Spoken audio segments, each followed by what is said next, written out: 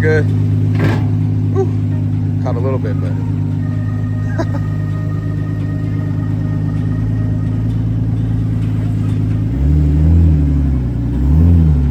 oh man, some work to do. No.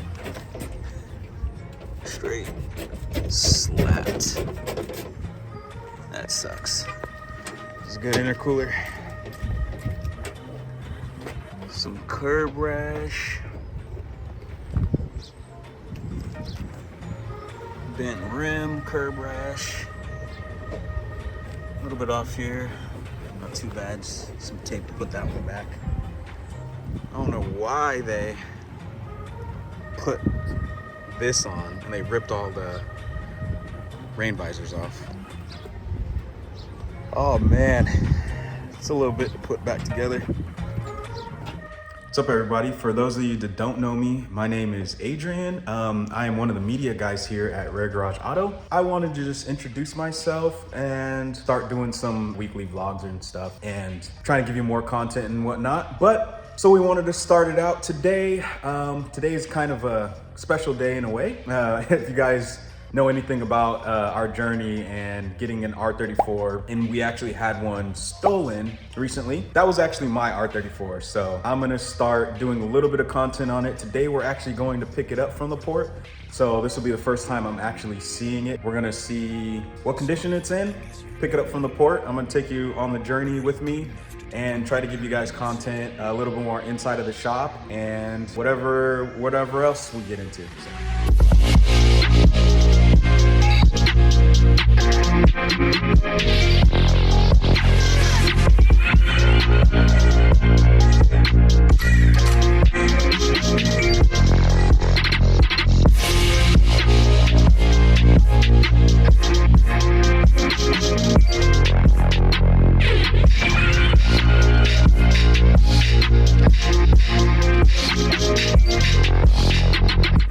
So here it is, and as you can see, it's missing the front bumper, and that's because they got in a hit and run with it. And luckily, there was no damage to the headlights. That was what really worried me, because as you guys know, xenon headlights are really expensive now. But the bumper was in pieces, so we pulled it off. And once we pulled it off, we saw the damage here, which I didn't notice before. It looks like a big rock hit it or something. There was a ton of grass in it. So luckily on the front got away with just those two damages. The headlights on this is also in good shape on that side. So the wheels have a little bit of curb rash. Not horrible on this side. Oh, and one crazy thing is, for whatever reason they thought they could put wrap over this and it like that would make it unnoticeable, but this car is really noticeable, and they pulled off the rain guards on the top. Luckily interior still looks pretty good. There's no real damage that was noticed in here, but the car interior was really dirty, so I still have to do a full detail on that. Around here still legit, and on this side is where mainly the most damage is, on the wheels. A bunch of curb rash, but let me see if I can find it. If you look close, you can see that the wheel's bent. I think it's down at the bottom here now, so it's kind of hard to see, but the whole wheel got bent, which is sad because these wheels, it's funny because when I first got this car I didn't really like the wheels, but I actually really like them now. It would have been nice to keep these, but I probably will go with something different. Same with here.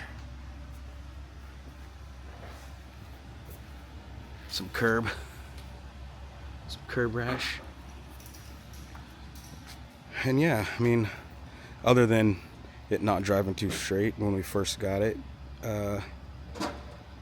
all in all, not too bad. So this is where we're starting. Alright, so brief description of what happened, how my car got stolen. Usually, we've been doing this for a while, we haven't ever had any problems. So we call like we usually do to get the information to pick up the cars. They tell us, okay, here's the information we had about 5 cars to pick up, I believe. And they're like, okay, here's the information for 4 of the cars, but there was an issue with the 5th car, and the director of the port's gonna call you. Didn't really tell me what the issue was, and I was like, uh-oh. Right away when I heard it, I was thinking like, oh, the car got damaged, got totaled or something. I was like, yeah, what happened? And they're like, well, it's better if he tells you. So I wait, director of the port calls the whole time, because this is actually my personal car that I bought. So we've had tons of other cars, tons of Skylines, amazing body kits and all that kind of stuff. Again, no issues. Already my heart's pumping. I'm like, this is the one time when it's my car and something's obviously wrong. So the director calls me and he's like, well, I have to tell you something about the Skyline. And get this, it was actually stolen on Juneteenth, go figure. Oh, so no. Over the holiday, people broke in, they took 4 cars, and one of those cars happened to be your Skyline, of course. All of a sudden, my heart drops right there. Like, what do I do? I'm asking them a ton of questions. And they're like, we don't know. We're waiting to see what the police say, but don't worry, we're gonna do whatever we can to make this right. Which at the time gave me a lot of, at least reassured me that we're gonna be able to work things out. But in the meantime, I was thinking, I don't wanna just sit around and wait. So what I did is I went online, I posted all about the cars and my Skyline, which I'll probably insert visuals of like what I did and the post and everything. And actually, thankfully to the community, I'm like actually super thankful to everybody. Word got out really, really widespread. Everybody around, all over America was looking for the car, giving tons of tips, saying that they saw it here and there, and with some real credible leads where, a guy told us that he knew exactly where it was, gave us the location, and another guy was sending, there's like multiple people that sent videos, which I'll also insert some of the video clips that I got sent.